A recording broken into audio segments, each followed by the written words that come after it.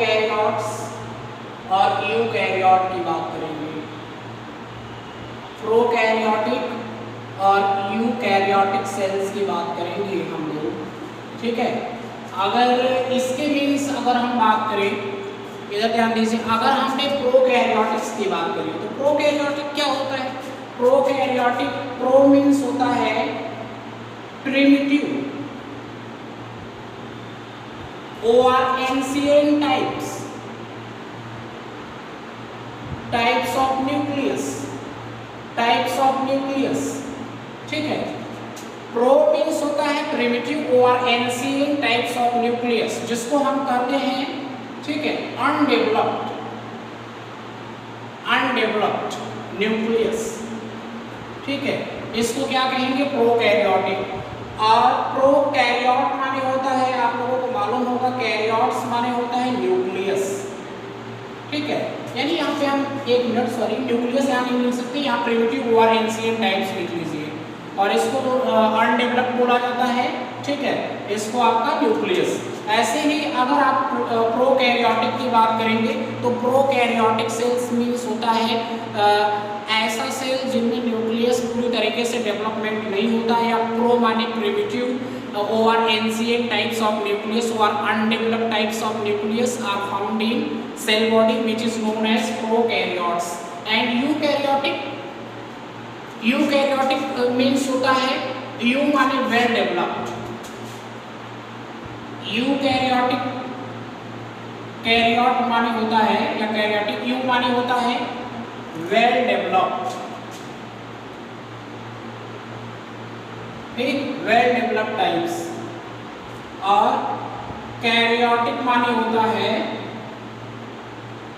Nucleus, ठीक है। Well developed types और two types of nucleus which is found in cell body, that is known as eukaryote cell.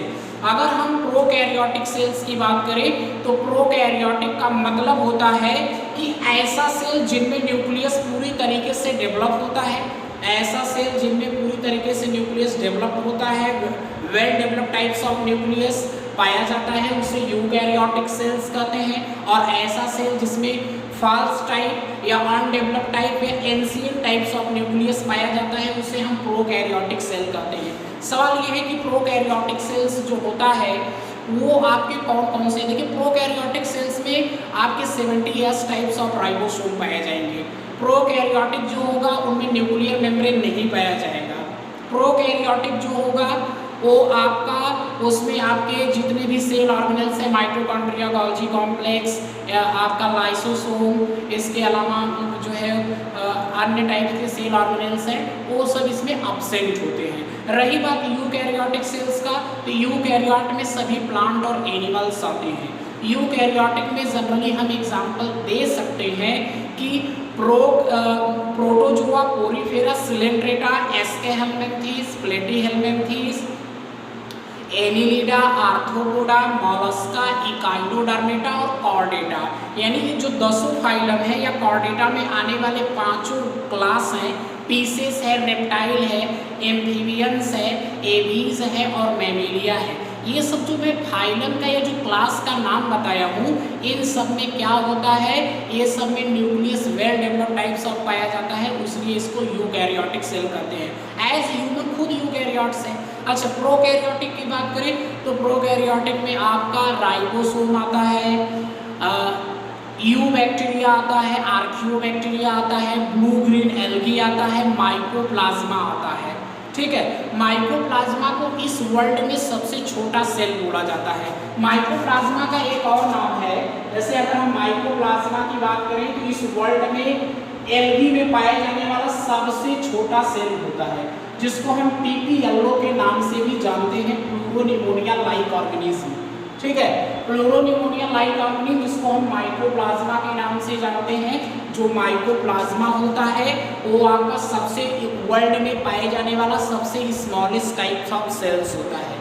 लेकिन इस world में सबसे smallest types of cells PPLO हो गया, और इस वर्ल्ड में सबसे लार्जेस्ट टाइप्स ऑफ सेल्स पाया जाता है जो उसका नाम है, ठीक है, शुतुरमुर्ग एग होता है। अगर हम ह्यूमन बॉडी की बात करें, ह्यूमन बॉडी की, तो सबसे स्मॉलेस्ट सेल्स कौन होता है? अगर हम ह्यूमन बॉडी की केस में बताएं तो सबसे स्मॉलेस्ट सेल्स कौन होता है?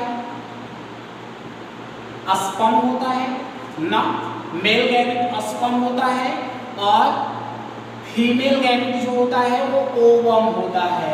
तो स्पर्म सबसे स्मॉलेस्ट सेल्स और ओवम सबसे लार्जेस्ट टाइप्स ऑफ सेल्स होता है।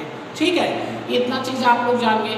तो हमेशा इस बात को याद रखिएगा कि अगर एनिमल सेल है तो उनका जो प्लाज्मा उनका जो है मेम्ब्रेन होता है वो हमेशा उनका जो तला है, ठीक है, प्लाज्मा मेम्ब्रेन से मिलकर बना होता है। उनका जो मेम्ब्रेन है वो प्लाज्मा मेम्ब्रेन से मिलकर बना होता है, कोशिका भित्ति सेल वाल है। और जो आपका हम लोगों में एनिमल सेल में सेल वाल नहीं पाया जाता है, इसमें प्लाज्मा मेम्ब्रेन पाया जाता है। और जो प्लांट सेल होता है उसमें सेल वाल पाया जाता है। रही बात प्रोकैरियोटिक यूकैरियोटिक का, तो प्रोकैरियोटिक में सम केसेस में बैक्टीरिया केसेस में होता है, लेकिन उसमें बहुत थिन मेम्ब्रेन होता है। और जो आपका यूकैरियोट होता है उसमें थिक मेम्ब्रेन होता है, क्योंकि बैक्टीरिया में आपका मेसोसोम्स जो होता है सभी सेल ऑर्गेनेल पाए जाएंगे, लेकिन माइटोकॉन्ड्रिया बैक्टीरिया में नहीं होता, तो उसके स्थान पे मेसोसोम्स पाया जाता है जो रेस्पिरेशन में हेल्प करता है। ठीक है, तो ये मैं बेसिक कॉन्सेप्ट आप लोगों को बता रहा हूँ।